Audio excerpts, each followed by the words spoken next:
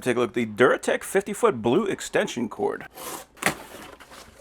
Okay, so there it is, and it is tagged. So we know this is a 14 gauge, and we know that it's going to be good for 15 amps. So even though this has 3 plugs on it, you want to make sure that you're not plugging in more than 15 amps worth of equipment. And I do like that we can actually see the wires in there and make sure that they're still in good condition. We can see that on both sides. It looks like it's actually got a bus bar in there. That's nice. Nice thick insulation, so that's always a very good thing. And it looks like they got a cap on it.